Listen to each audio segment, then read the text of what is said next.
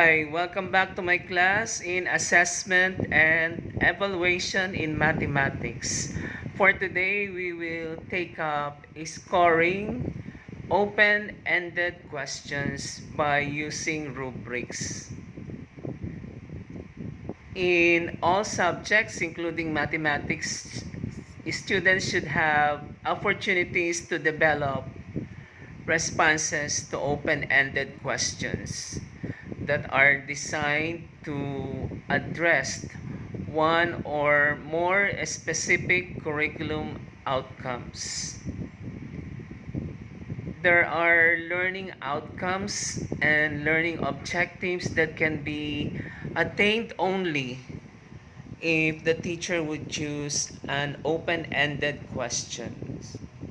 Not all learning can be measured using multiple choice tests or true or false tests. And for obtaining the quality of learning attained or achieved by students, open-ended questions are best to apply or to employ because they would generate many responses from simple to complex responses from students that would indicate the level of their understanding as well as the quality of learning they achieve. What is a rubric? Rubric means a scoring guide that teachers use to evaluate the quality of students' constructed responses. Rubric would not tell how much the students have learned, but rubric would tell and indicate the quality of students' learning. And this quality of students' learning is much more important than the quantity that the student has learned. A rubric is a set of criteria for grading. Those criteria form the basis for determining the quality of the learning achieved by students or the level of understanding attained by student. The criteria will also help the teacher to determine how many points or scores are to be awarded for the quality of work or response of a student. Over, a rubric is an attempt to communicate expectations of quality around a task. A rubric is usually discussed by the teacher with the class, with all the members of the class, to make it clear to the students the criteria for grading their work, their project, assignments, or notes. And the criteria in the rubric would tell what the students have to satisfy to attain their desired level of quality. If they want to attain the highest quality of work, then the rubric will tell the conditions, what they have to do, what they have to attain, what they have to be able to demonstrate and submit if they want to have the highest quality of learning that will be awarded with the highest points or marks or grades. A rubric is aimed at accurate and fair assessment. This is so because in a rubric, both the teachers and the students will actually see the criteria for grading and a work or a project or a learning outcome. And assigning of grades or awarding of points to the project or assignment would not be done arbitrarily or at random by the teacher. So the use of rubric is one way for the teacher to grade an assignment or project objectively. But at times, the teacher can also be subjective even with the use of rubric if personal preferences come into the judging of the work or into the evaluation of the work of a student. One example of open-ended question or activity in mathematics which was shown earlier. From the given diagram, the students are asked to make up a problem and solve it given the information in this diagram. Another example of open-ended question that may be asked the students to do. Maria and Ruben bought a triangular piece of property just outside Yarmouth, bounded by 3 roads. They want to position their house so that it is equidistant to each of the roads. Determine and describe the location of the house. The 3 roads form the boundary of the triangle, or the sides of the triangle in the diagram represent the 3 roads. And in somewhere inside the triangle, the house must be located. The house of Maria and Ruben, but the house must have the same distance from each of the side of the triangle or from each of the roads. The 3 roads that form the 3 sides of the triangle. Open-ended questions allow students to demonstrate their understandings of mathematical ideas and show what they know with respect to the curriculum, and they should lead to a solution. Often, responses to open-ended questions are marked according to a rubric that allows the teacher to assign a level of achievement towards an outcome based on the solution written by the student. And one advantage of open-ended question is that it gives the students the freedom to use whatever appropriate mathematical tools or mathematical processes are applicable for them to arrive at the solution to the problem presented to them. And it is in the use of this freedom that students would come up with different solutions or approaches to solving the same problem and yet obtaining the same answer. And this would also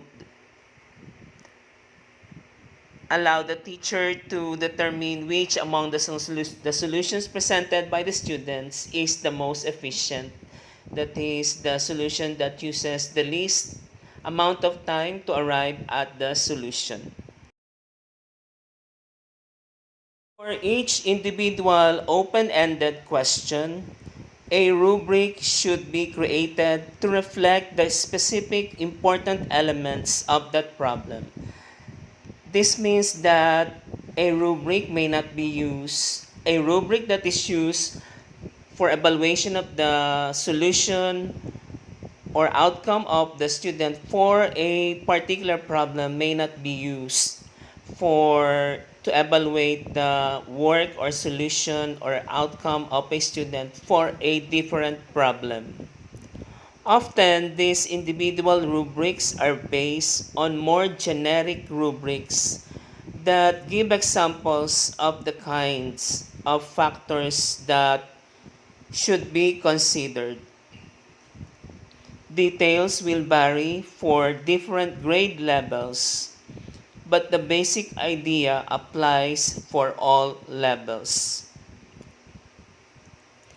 The basic idea of a rubric is that the grading is based on a criteria, and the rubric tells the level of understanding that and the quality of learning achieved by student based on a criteria.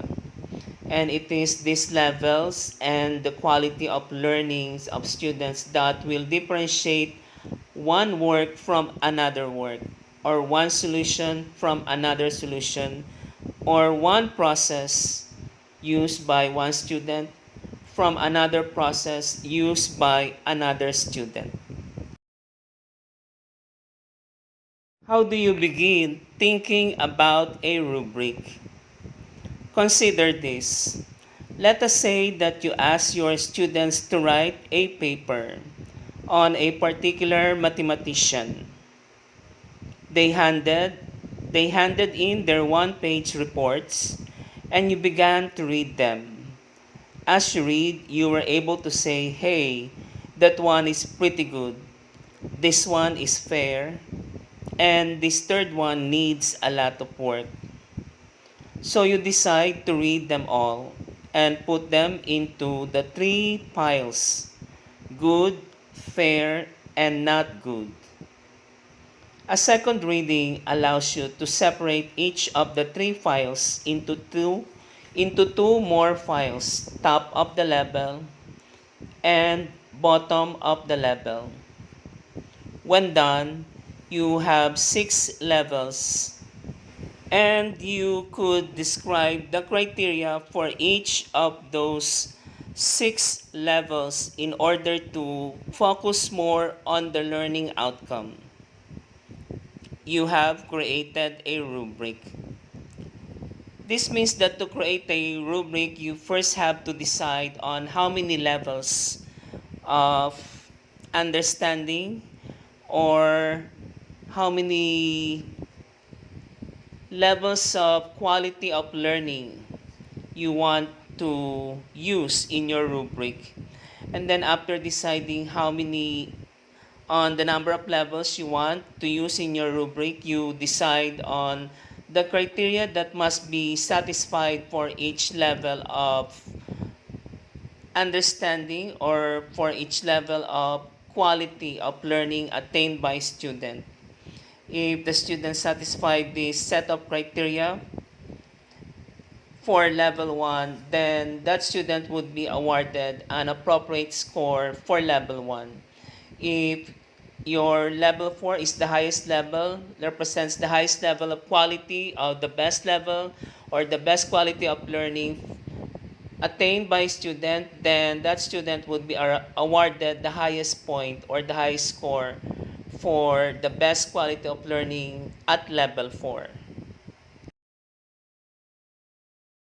Some rubrics have criteria described for 6 levels, some 5 levels, and some 4 levels.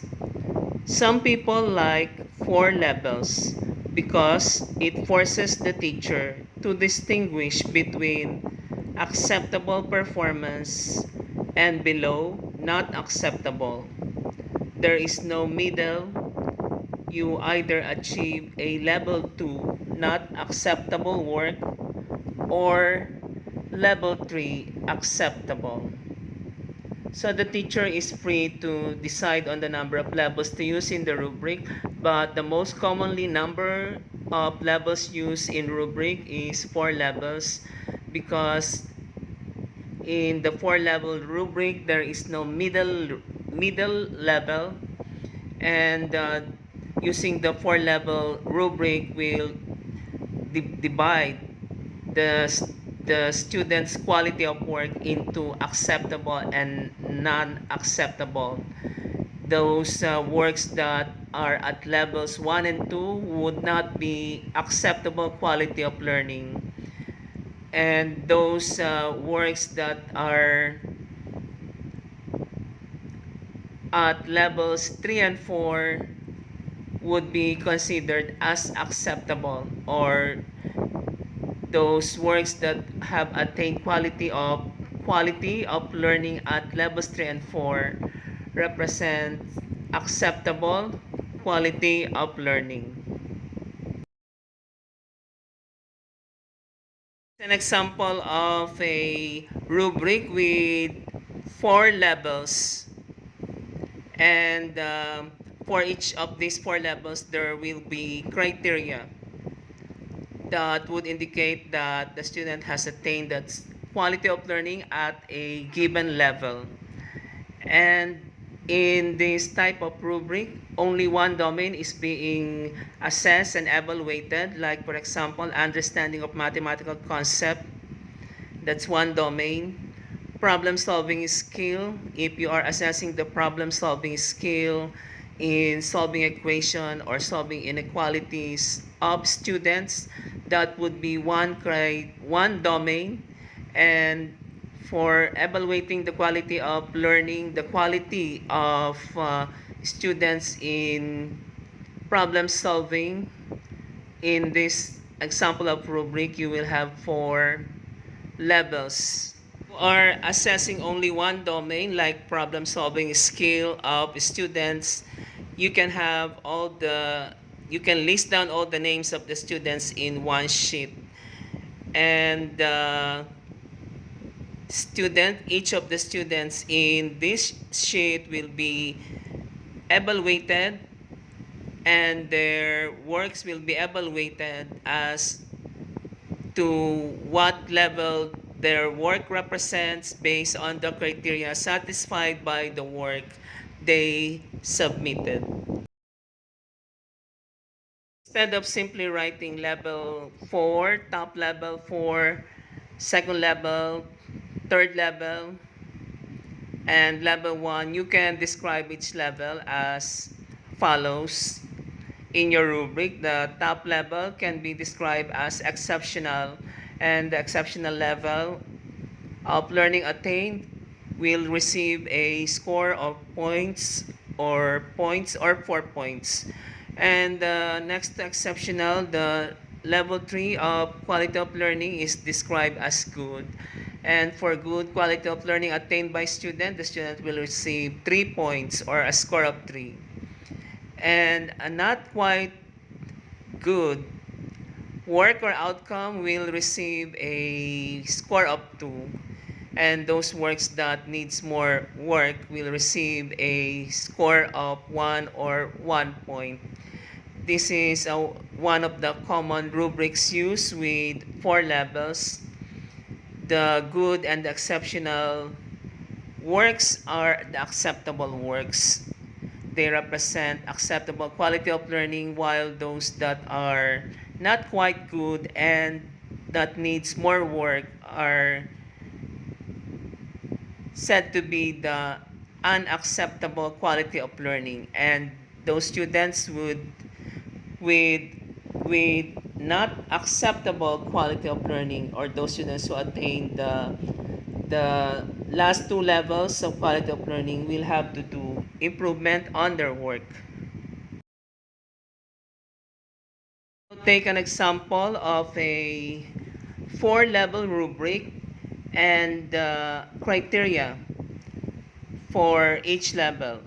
The criteria that will tell the teacher and the students both that the student work falls in that particular level. And this example is found in the NCTM booklet. NCTM stands for National Council of Teachers of Mathematics booklet. Mathematics assessment meets, models, good questions, and practical suggestions. In choosing to use this rubric, a teacher would change the generic wording to fit the given problem or open-ended situation. So this rubric that you will see is just a model, and you have to modify it to suit your needs, as well as to make it appropriate for the open-ended question that you give to your students. Some teachers like to assign a name to the different achievement levels, as we have shown earlier. The levels are described as exceptional, good, not quite, and needs more work. For example, they may call the top level responses exceptional, the second level good, the third level not quite, and the fourth level needs more work. Many schools simply assign a number rating, usually the top level receiving a 4, then going down 3, then 2, then 1. Students strive for a level 3 or 4 because the students would know if you discuss the rubric with the students that the acceptable performance or quality of work are those at levels 3 and 4 with scores of 3 and 4 respectively. Some schools assign letters to the categories or levels, giving A to the top level, then B, C, and D. For our example of a four-level rubric, these are the criteria that must be satisfied by students who wish to attain the topmost level of quality of learning. And we call this the achievement level criteria for top level. The work of the student contains a complete response with a clear, coherent, unambiguous, and elegant explanation. Includes a clear and simple diagram. The work communicates effectively to an identified audience. The work shows understanding of the question's mathematical ideas and process. The work of the student identifies all the important elements of the question.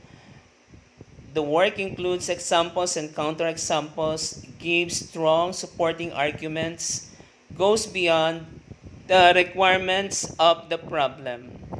Because this example of rubric is a generic one, it means that these criteria are not fixed, and this criteria may or may not be applicable for your case or for the open-ended question that you will assign to your students.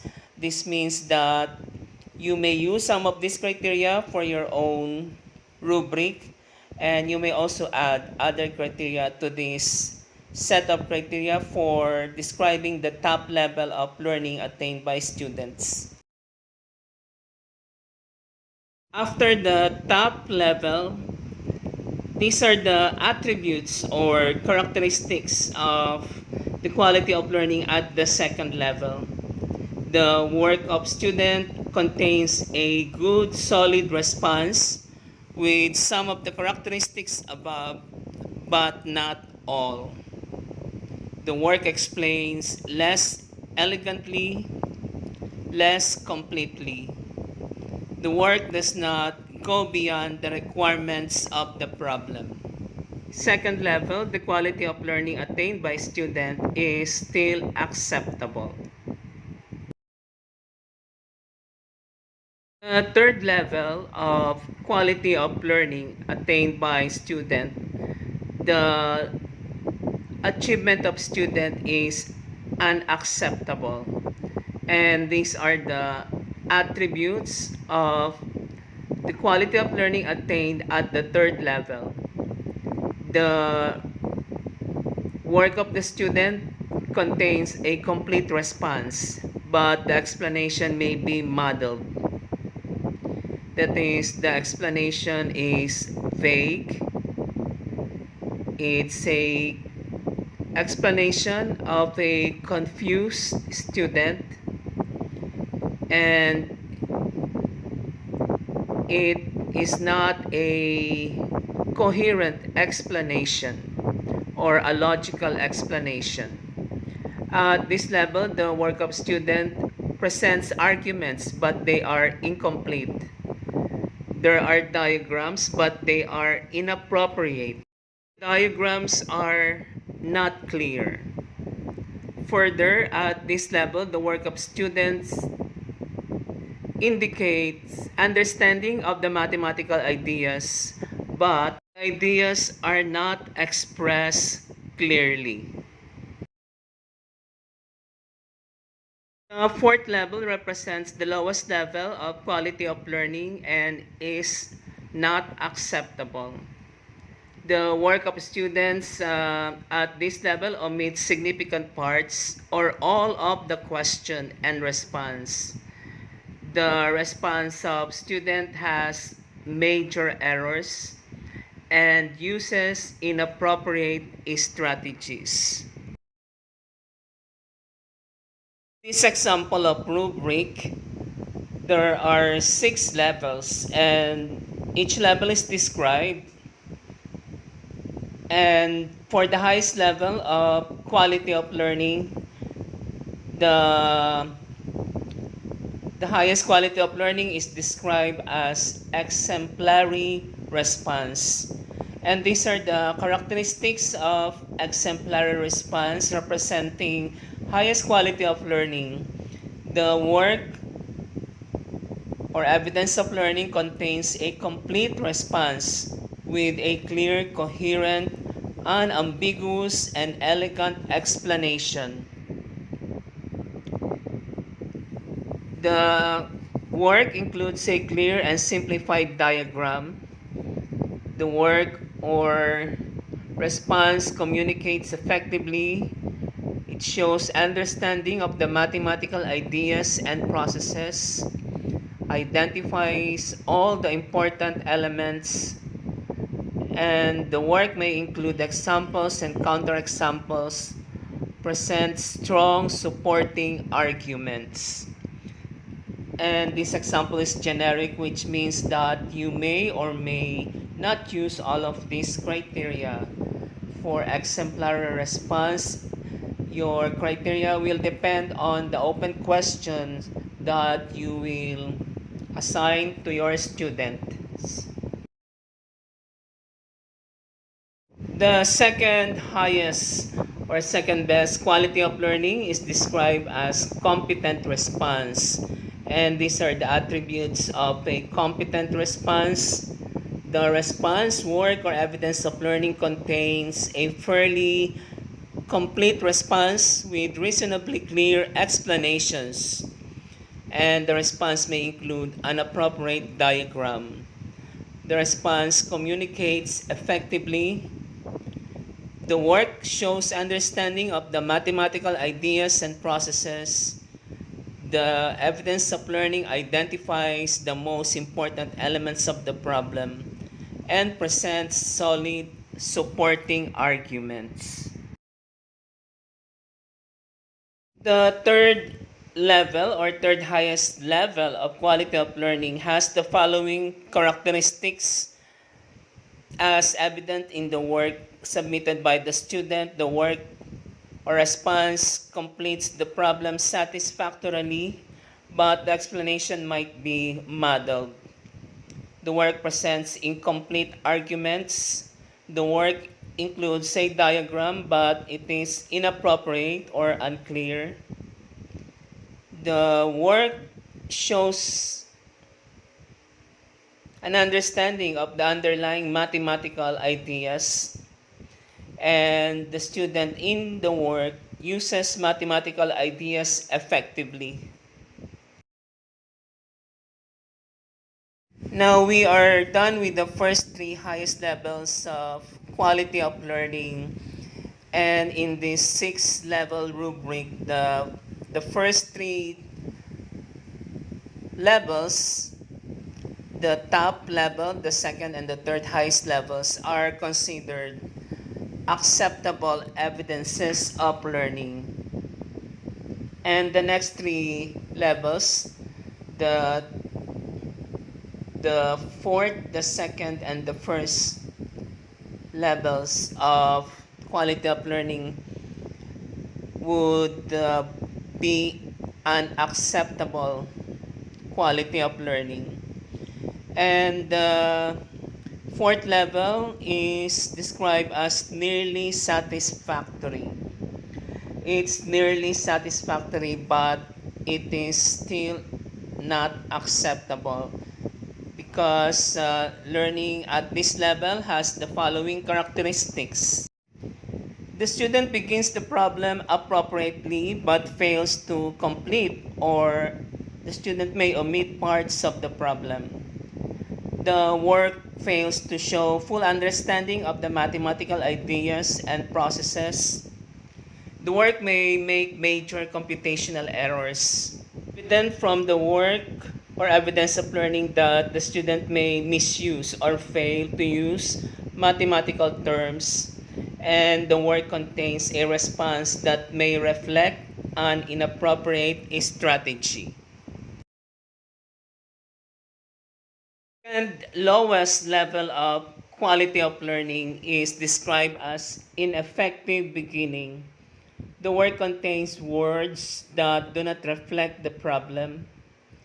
The evidence of learning presented by student includes drawings that misrepresent the problem situation.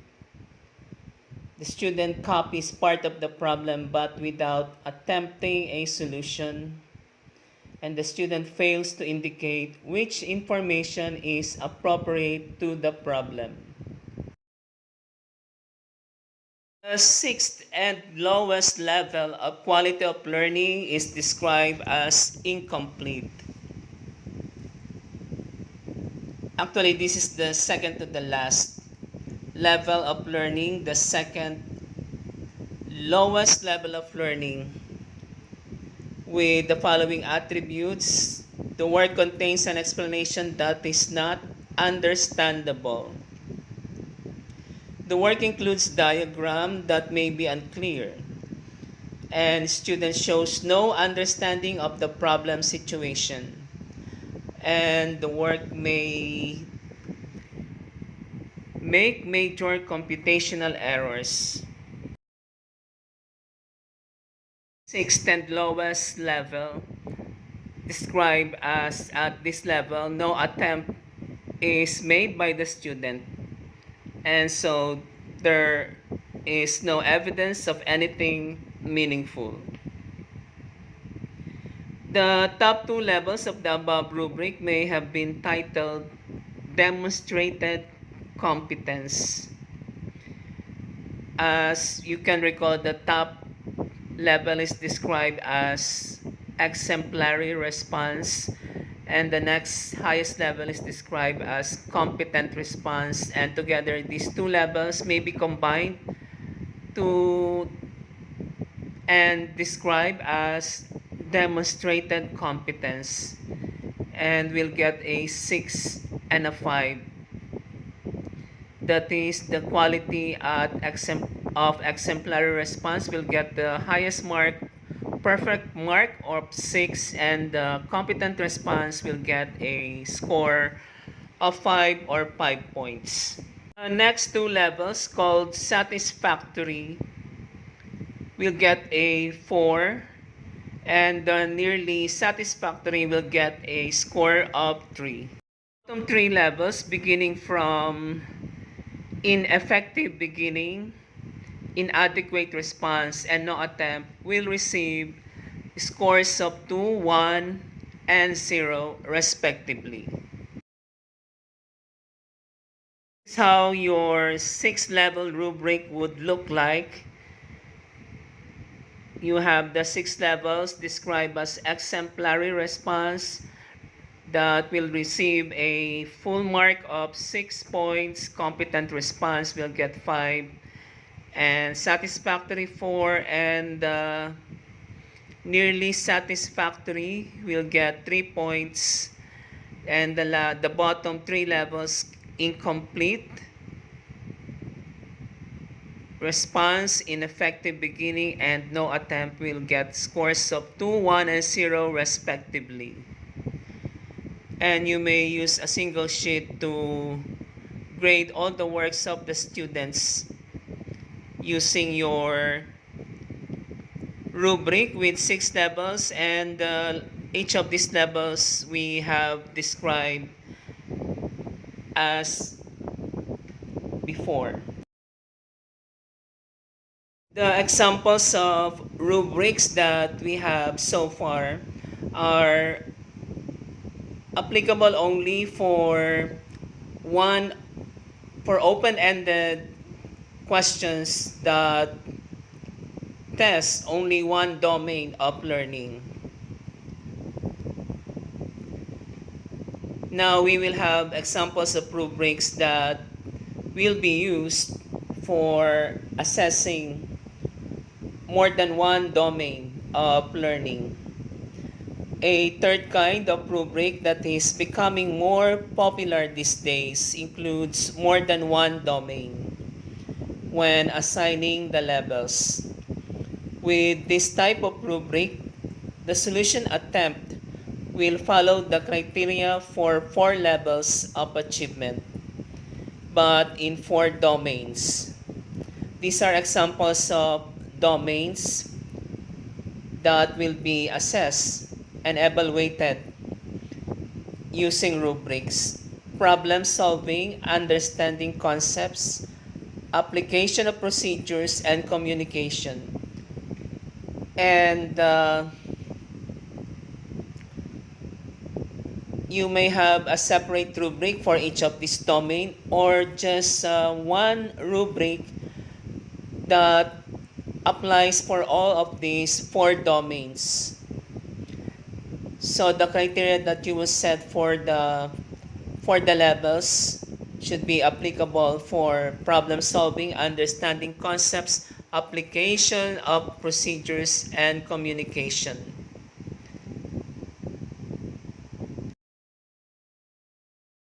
Use of rubrics for assessing open-ended problem situations allows the teacher to indicate how well the student has demonstrated achievement of the outcomes for which the assessment item has been designed in each of these important domains. In reporting to the student or the parent, the teacher can make very clear what it is that the student has not accomplished with respect to full achievement of the outcomes. Over time, as the outcome or outcomes is or are assessed again, progress or lack thereof becomes very clear when the criteria are clearly indicated. This is one advantage of using rubrics. As I said earlier, it prevents the teacher from assigning scores arbitrarily or at random to the works of students. It helps the teacher to mark or grade the work of students, the works of students objectively, because there is a set of criteria that the teacher has to follow for the teacher to determine the level of quality of learning and understanding the student has achieved. So with the students having copy of the rubrics, the students would know why they have been given these points or that marks, because they can clearly see in the rubric the criteria for the assigning or of grades or scores to their works. And it will be easier also to explain to parents or guardians of students if they have question about the scores or marks that their children receive in their works, by simply showing them the criteria in the specified in the rubric. With a given score, the teacher can simply tell the parent or the guardian that this is what has been achieved only by the student or by your child. And so your child receives this much points or score.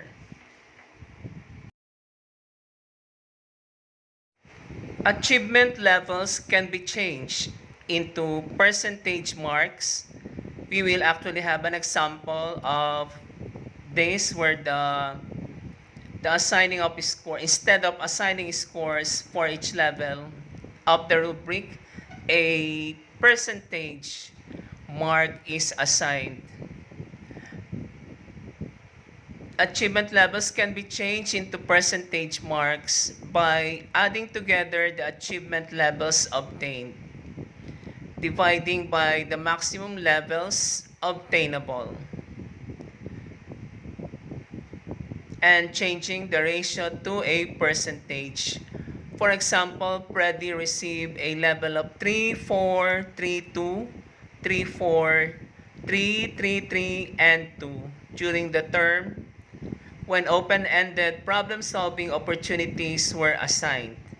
He could have obtained a grade of 4 each time, so his ratio is 30 out of a possible 40. You can see that Freddy received 10 scores. That means there were 10 open-ended problem solving that were assigned. And each open-ended problem solving was graded using a rubric, and in that rubric there are 4 levels, and the highest level is assigned a perfect score of 4. So if there are 10 open-ended problem solving and the highest possible mark for each open-ended problem solving is 4, the total highest possible score is 40. And for these 10 scores of Freddy, the total is 30. So Freddy received 30 points out of the highest possible score of 40. And 30 divided by 40 multiplied by 100 is 75%. Hence, if the teacher desires that the grade be given in percentage, the scores can be readily converted to percentage. This is another advantage of using a rubric. You can have both a qualitative indicator of achievement of learning as well as quantitative indicator of the achievement of learning by student. We now take a particular example to demonstrate to how to construct a rubric that will assess and evaluate student learning in 4 domains: problem solving, understanding the concepts, applications of procedures, and communication. This is the open-ended question or open-ended problem solving given to the students. Examine this diagram, then determine and describe the location of point R so that it is equivalent, distant to the sides of the triangle. The distance of point R from each of the 3 sides of the triangle are equal.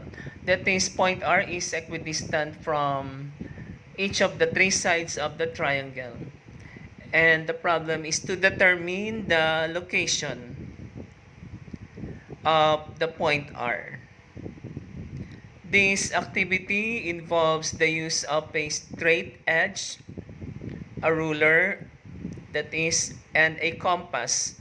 Students will have to accurately construct the given diagram, draw perpendiculars from the given point R with a compass, and measure their lengths.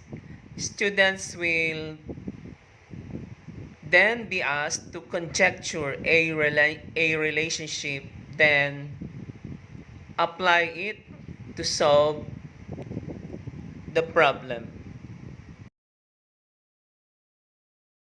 For the domain problem solving, the teacher will construct a rubric with 4 levels, and the criteria for the first level are: 1. The work shows no or very little understanding of the mathematical ideas and processes required. And number 2, the work uses no strategies.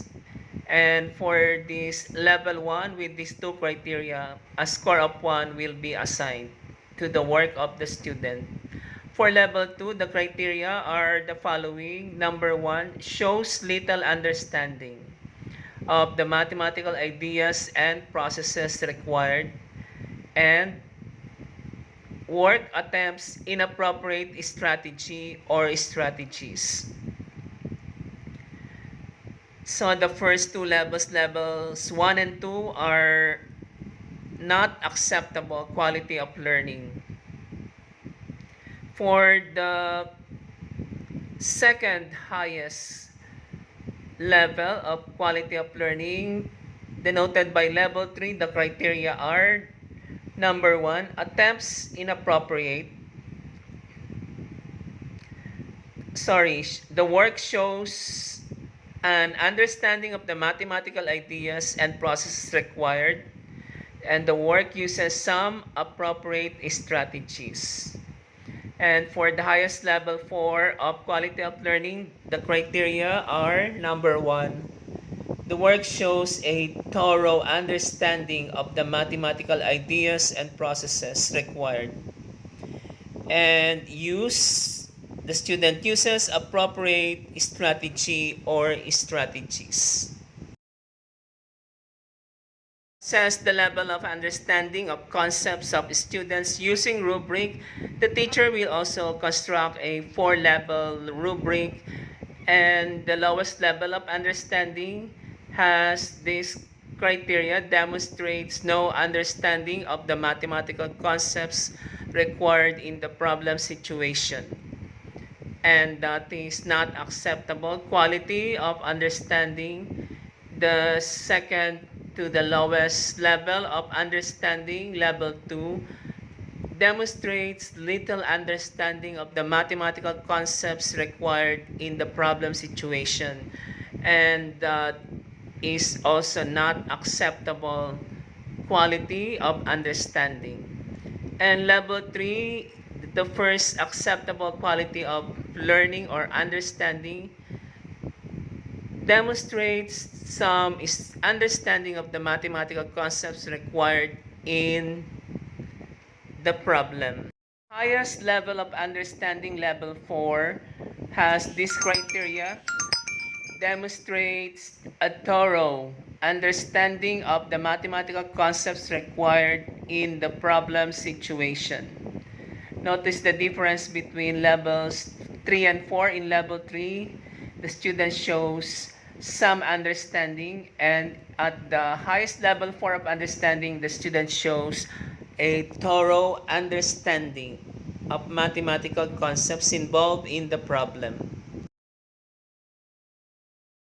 Now, these are examples of criteria for the 4-level rubric for assessing the students on application of procedures. For the lowest level, the criteria is the works includes a few calculations and or use of the skills and procedures that may be correct but are inappropriate for the problem situation, and that is not acceptable. At the second level, the student makes several errors in calculations and or the use of some appropriate skills and procedures, and at that level, learning is not also acceptable. And the first level, where quality of learning is acceptable, indicates that the students may make errors in calculations and or the use of skills and procedures. And at the highest level 4, the student uses accurate calculations and appropriate skills and procedures. For the 4-level rubric to assess communication of the student, to communicate the response or solution through their works, the following are the criteria. For level 1, the lowest level of quality of learning, criteria are: 1, includes no appropriate arguments. 2 includes no appropriate diagrams. 3 improperly uses words and terms. And 4 makes incomplete arguments. And for level 2, the criteria may include the following. The work includes a diagram that is inappropriate or unclear. The student may misuse or fail to use mathematical words and terms. And for level 3, the criteria are the following. The student makes a fairly complete response with reasonably clear explanations and the appropriate use of words and terms. The work may include an appropriate diagram, and the student communicates effectively. Also, the student presents some supporting arguments when appropriate. And for the highest level of quality, the criteria are the following. Number 1, the student makes a complete response with clear, coherent, unambiguous, and elegant explanations and or use of the words and terms. The work illustrates with or presents clear and simplified diagrams. The student, through his work, communicates effectively, and the work presents strong arguments when appropriate. Now, the rubric would look like this with 4 levels of quality of learning, skills for problem solving, and you can see the criteria for each level, for each of the 4 levels. But in actually using the rubric, you do not have to write the criteria. Instead, you will write the scores or the points received by the student attaining a certain level of quality of learning. And each of these levels may be described by use of appropriate terms, like level 4 can be described as exceptional, level 3 very good, level 2 can be described as not quite good, and level 4 as poor or needs improvement. Table also summarizes the 4 levels and the criteria for each of the 4 levels for assessing understanding of concepts. The domain here of learning is understanding mathematical concepts. Again, in actual use of the rubric, the criteria may not be written down here, but instead you write the score to be given to a student attaining a certain level of understanding. The lowest level is from the left after the understanding concepts, and the highest level of understanding is at the last column to the right, where the criteria includes demonstrates a thorough understanding of the concepts required. And for assessing skills of applications of procedures to be assessed using a 4-level rubric, you may use all or some of these criteria. Again, the highest level is at the last column of this table. And one criteria includes the student is able to draw a perpendicular to the line, measure accurately, makes the expected conjecture. And the lowest level is the second column from the left. And the criteria includes the student makes major errors that leads to making no conjecture. And for the domain communication, the four-level rubric has the following criteria for each of the four levels. Again, the highest level is at the last column with the criteria shown in the last column. At the highest level of learning, student follows directions completely.